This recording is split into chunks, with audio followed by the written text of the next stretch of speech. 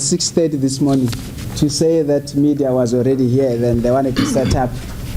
And when I arrived, then I understood that you were preparing for a live feed, because this is a very important press briefing by the chairman of the board of Prasa. My name is Siposi Tole. I'm the Group Chief Strategy Officer at Prasa, and I have next to me on my right the chairman of the Prasa Board of Control, Dr. Popo Molefe, and then on his right is our acting group CEO, Mr. Nkosinathi Khana, and we would go straight into the press briefing. And just to say thank you very much for making this time, especially because we only informed you late yesterday afternoon. Don't mind, the chair's got a cup next to him. He's been coughing, so he'll be taking a sip now and again because he's just recovering from flu. And as I've said, we will go straight into that, and then after that, you will then be asking questions directly to the chairperson by firstly identifying yourselves and the media house that you are coming from. And then we'll be arranging after that will be the one-on-ones, and then hopefully we will conclude as soon as we are done and as soon as possible. Thank you very much. Over to you, Dr. Molefe. Thank you very much, ladies and gentlemen. Thanks, Sipo.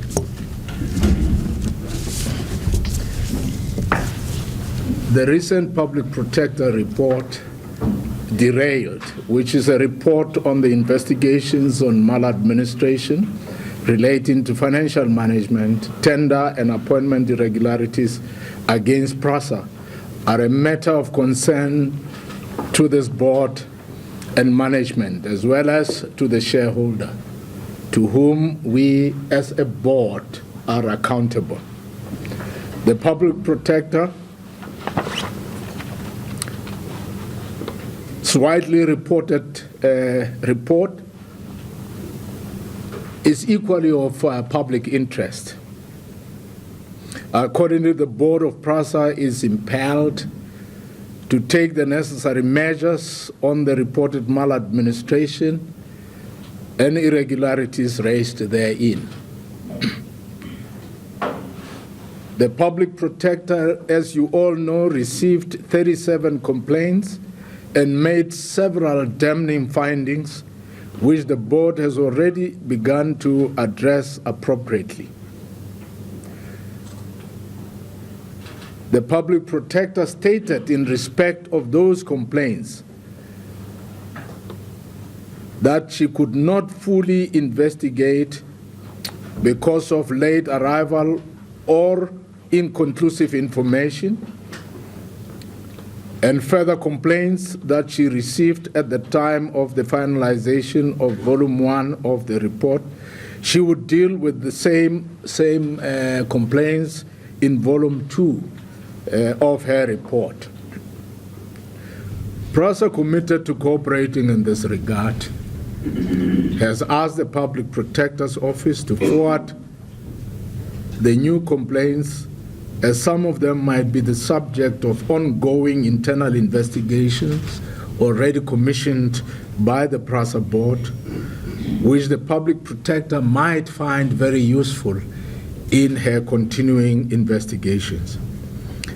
As part of the remedial actions on the findings of the Public Protector, the board directed management to strengthen internal controls, overhaul the supply chain management structures, and to this extent, Prasa has requested the Chief Procurement Officer at National Treasury to second to it an experienced procurement officer, whilst Prasa is restructuring its own supply chain structures.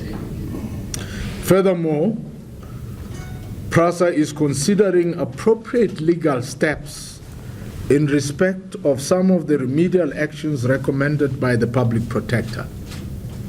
Internally, management applying the disciplinary code of the company will deal with the employees implicated in irregularities and wasteful and fruitless expenditure. The board wishes to draw attention to the fact that prior to the release of the Public Protector report, It had already commissioned an independent investigation led by workmen's attorneys into several irregularities identified in the Auditor General's draft report. And this is all part of the cleaning up process of the company that the board had begun with a view to enhancing good corporate governance. Regarding contracts identified or suspected to have been irregularly awarded, the board directed the acting group chief executive officer to take appropriate steps to suspend all such contracts and to engage where appropriate with the relevant parties. In addition, all employees unlawfully suspended, their suspensions continue to be appropriately addressed. In April 2015, Prasa's internal audit was instructed to review all payments over 10 million made from 1 April 2014 to check irregular, wasteful, and fruitless expenditure. The internal audit was also directed to conduct probity checks on all future payments and procurements above a sum of 10 million rand. Furthermore, as resolved by the board and also as directed by the Minister of Transport, Honorable Dipuo Peters, Prasa will immediately begin an academic qualifications verification audit, a process to be conducted by SAQA, which is the South African Qualifications Authority.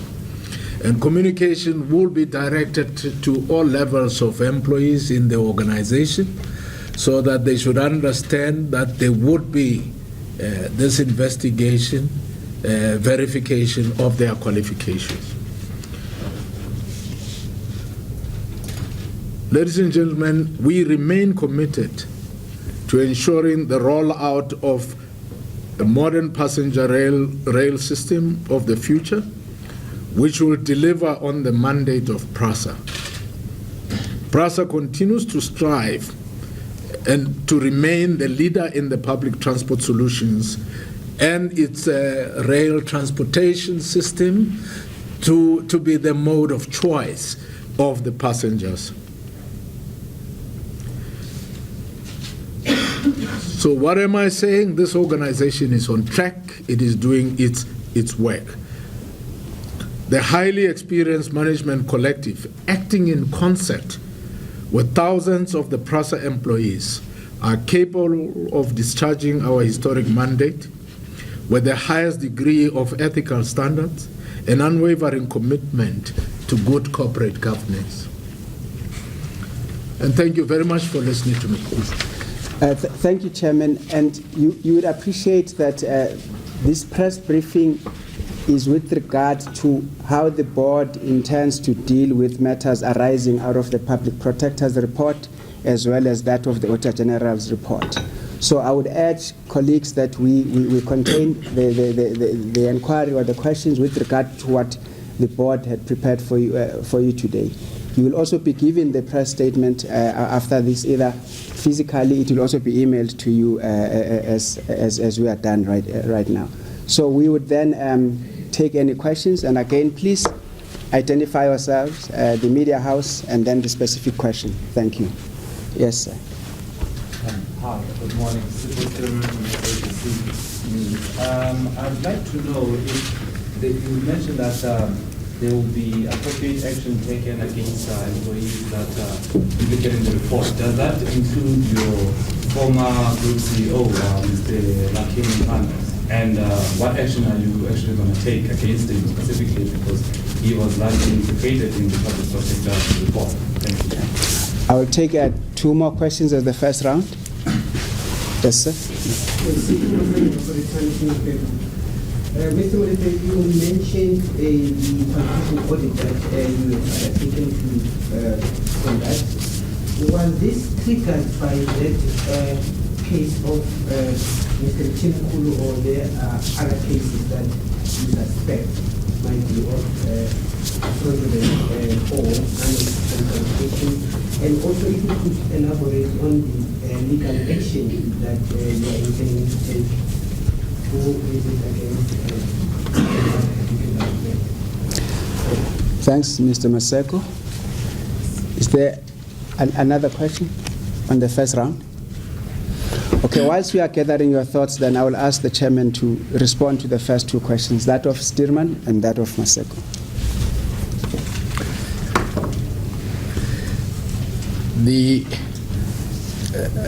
Ladies and gentlemen, we will take action in respect of all individuals implicated, and each case will be dealt with on its own merit.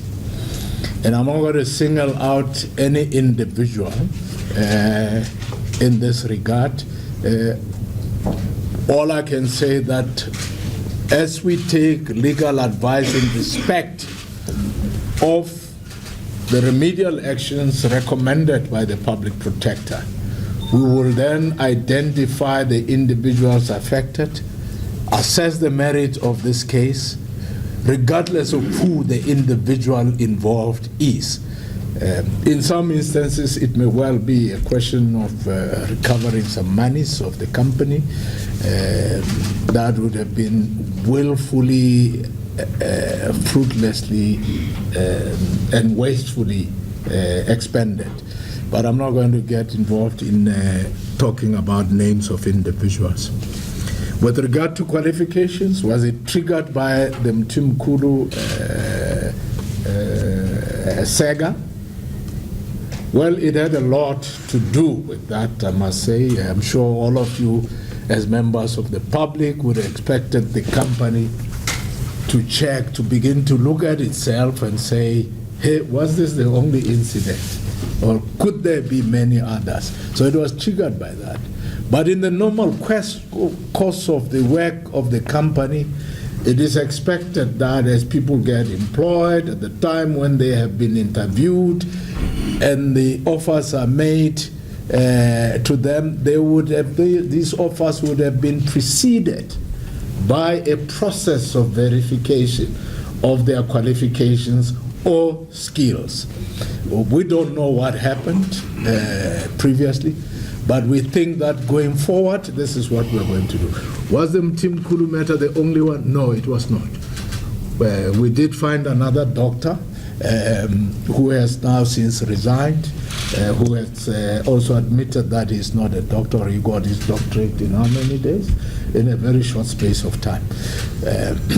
So we are dealing with these things, and we hope that we can do it quickly and put it behind ourselves.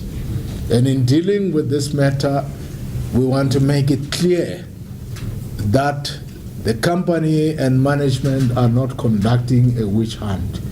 It would be nice, actually, if some people could come forward on their own to say, well, you know, I have said this previously, but I want you to know that it was a misrepresentation. It would be useful if people could do that, because they would shorten the amount of work that SECA would have to do. Thanks, Chairman. Is there another question? Yeah. Mr. Molefe, it's Loretta from ENCA. You did speak about seeking legal advice with regards to some of the recommendations that the Public Protector has put forward. But are you confident, though, in terms of recouping the money, the large amounts of money that have been squandered within the period? Are you confident that you will get some money back? Thanks. Yes. Okay, I've got two questions. Mr. Molefe, just with regards to... Sorry, just sorry, introduce. Nikolai from Eyewitness News. Okay. Ms. Molefe, just with regards to the Public Protector's report where she has recommended a forensic report into all contracts over 10 million rand from 2012, how will this affect some of those contracts which are still in place right now? In terms of if anything comes up, and this came up several times during the report, what will happen to these contracts that have already been signed and sealed and are halfway through those contracts? Okay. Last. Just your comment on the fact that, like Montana said, he wants to take this report, he wants to have this reviewed. Just your comment on it. Okay. Thanks, Chairman. Thank you very much. Are we confident that we would recover the monies already paid out?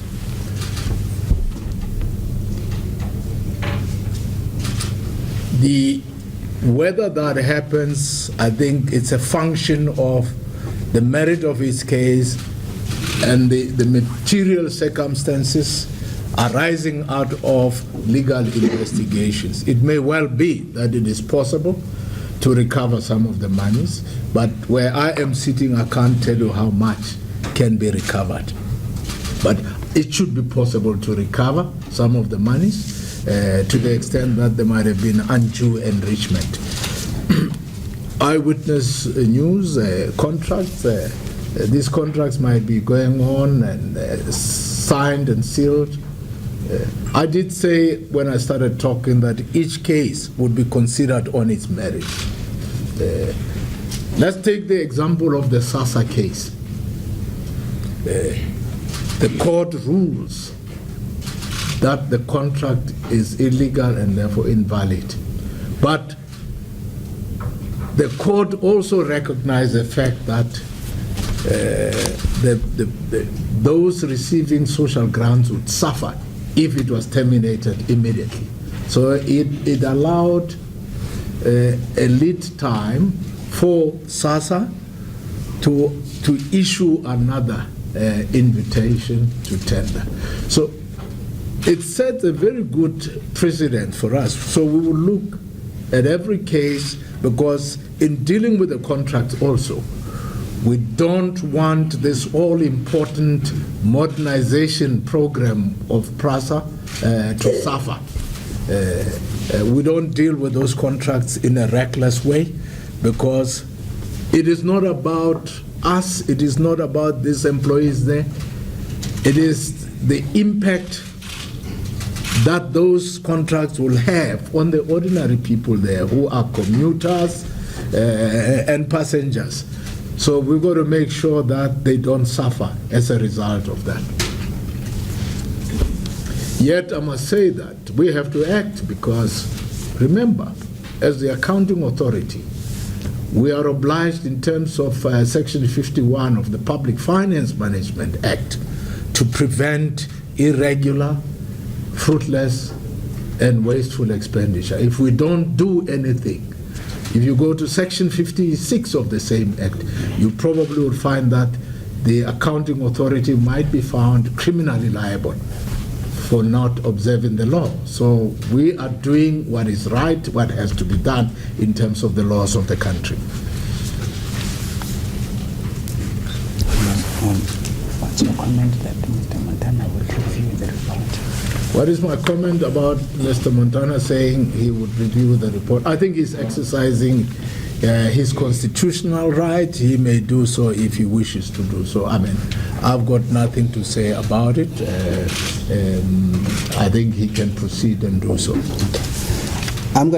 I've got three more questions. I hope this is the last one, unless there's still, I think let's start, there's four. You say, ma'am, and Stillman, ENC. I'm Peter Rimardo from Rapport newspaper. I just wanted to get the Prasa board's take on Ms. Madonsela's, Advocate Madonsela's finding that there were several, apart from Mr. Montana, several other Prasa employees who quite clearly made her life quite difficult in the investigation, where information was supplied to her that was deemed to be false or incorrect or fabricated, whatever it may be. What has been or what will be the board's process going forward to address these issues of Prasa employees not cooperating with a public protector investigation. Okay, thanks. Ma'am? Thank you. Tina Nisila from How FM. Mr. Molefe, will you be taking any disciplinary action against your HR unit for allowing people to come on board with false qualifications? Thank you. Will you take any disciplinary action against HR unit for allowing people without proper check? I think that's true. Mr. Molefe, just last question for me. Just to add on to my colleague's question about the information, I mean, what were the reasons behind some of the information being clawed out, really, from Prasa, especially, trying to assist the public protector in getting to the bottom of whatever is happening with the investigator? And also, were you shocked, and were the board members shocked about the level of maladministration, especially pointing towards one person, which is Mr. Montana? What was the reaction, really, the response from the board with regards to some of the allegations that he has been really found, guilty of, really? Thanks. Stephen? Thanks, from SABC. Just to follow up on Rando's question, the report pointed a lot to your former group CEO and, improperly awarding of tenders, firing employees, alleged train trips. How is it that one individual was able to get away with so much? Are there no checks and balances in place? And really, can you assure South Africans that something of this nature is not going to happen again at this institution? Thanks. Thank you very much. Chairman? Thank you very much, Peter.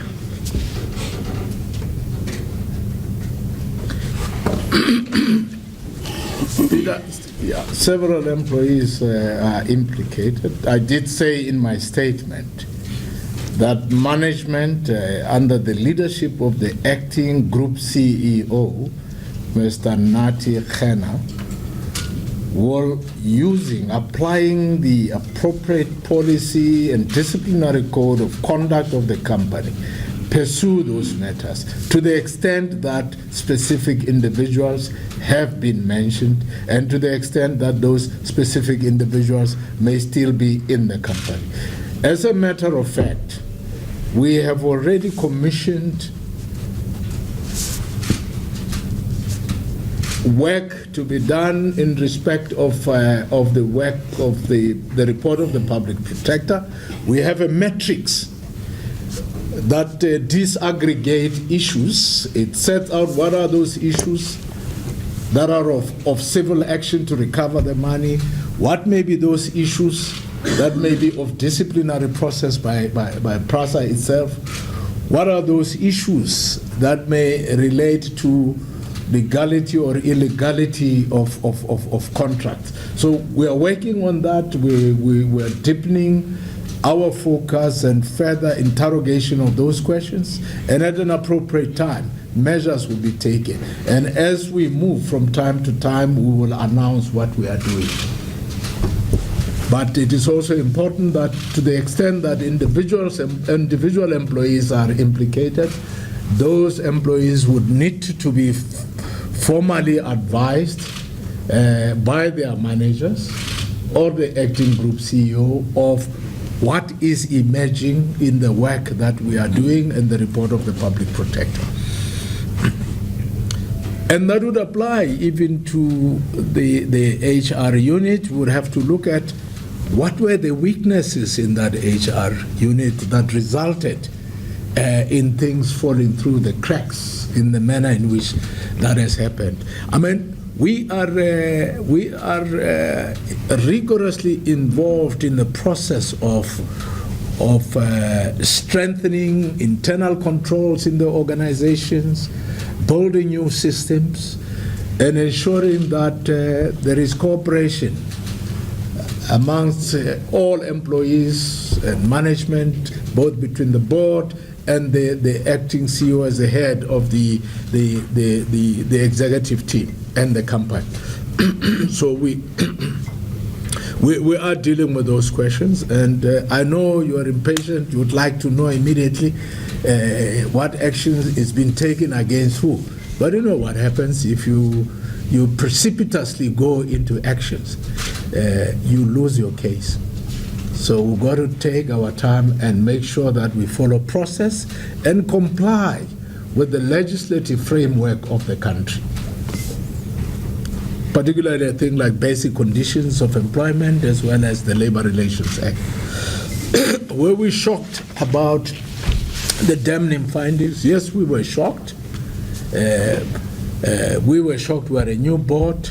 We only became aware seriously of this public protector investigation in March this year, even though it started in 2012, even though we took office on the 1st of August, but formally to get documents about this, we only got them as the new board, only on the 15th of March 2015. Are we going to try and ensure that there is no recurrence of these things? From our side where we are sitting, and I do say in the last paragraph of my statement that we have a collective of management team acting in concert with the employees of the organization, committed to discharging the mandate of the organization and applying high ethical standards of good corporate governance. So we are enforcing good corporate governance, but we can't just say it glibly with words only. We have to go in there, strengthen the controls, build the systems, as we're also, by the way, obliged in terms of the Public Finance Management Act as the accounting authority. We are required to do that, and that is what we are doing. Obviously, we're going to have to do a reorientation also of people, do thorough training, because these people are in their jobs already. But we're also going to make sure that there is a robust performance system. The one that is there, we must make sure that it is applied. And to do that, obviously, we need the leader of the management team was committed to do so, and the board human capital committee working with the group CEO of the company have got to do that. What was the last question? Before that, what were the reasons of info not coming out? Oh yes, sorry. We were asked what were the reasons why information did not go to the public protector. We don't know what were the reasons. We can only surmise. But what we know is that all information was channeled through the office of the group CEO. He was the only one communicating with the office of the public protector. Whether those employees willfully withheld information is unknown to us. But we now know, after the report of the public protector was released, that some people who were subpoenaed did not get those subpoenas. They only became aware very late, and that's why they went to the public protector to say, please delay your report because we would like to present our versions as well. We want to respond to your questions. Whether those were included in the first report, it looks unlikely, but that is what caused the delay in the release of the report. But we believe that all those things will be dealt with then in the volume 2 of the public protector report. The last question is, this damning report against one individual, how was it allowed to go on for so long? Tenders, hiring employees, and training rights. I was asked a very difficult question. There's a damning report pointing at one individual largely. How was it allowed to happen? We really don't know, because we were not in office at the time. But I can tell you now, as the board, as we begin to raise a lot of questions, we start wondering, but why were these sorts of questions not raised before this board got into office? Or whether if they had been raised, why is it that these matters were not dealt with at that time? we as a board, I think we are dealing with those questions. You would notice that there's not been a single tender that has been awarded since this new board got into office. And it's not because it doesn't want tenders to go through, it's because what is recommended to us is in many respects irregular, flawed, does not comply with the supply chain policies, or has simply ignored the laws of the country, and the board would say, we cannot pass this one. We can't allow it to go through. Of course, the danger is that as the board does not approve, there are delays in terms of the modernization program, and it impacts on the lives of ordinary commuters. But the board can't say, okay, just issue this tender. It's 2 billion. We know that there is no compliance, but it is okay. We will go to jail as directors because that would constitute a financial misconduct by the board now as the accounting authority. So that is why we are bringing in National Treasury to give us a senior procurement officer, and we are overhauling our supply chain management structure to make sure that people who are there know what is expected of them and they do their job diligently and honestly. So that's what we are dealing with at the moment, and bear with us, it's going to take a little bit of time, but we are hitting the ground running. Okay, thank you. Yes, I'm taking the last round. Yes. Okay, my name is Kininza from Business Report. Perhaps this falls more into Mr. Kenna's lab. What is the status of the suspension of 7 senior managers in the last couple of weeks?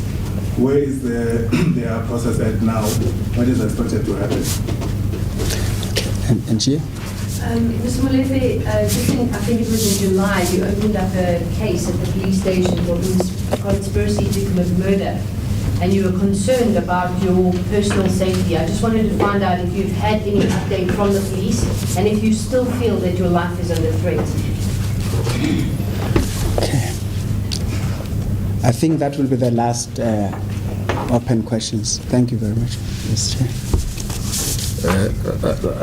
Martin, let's deal with the first one.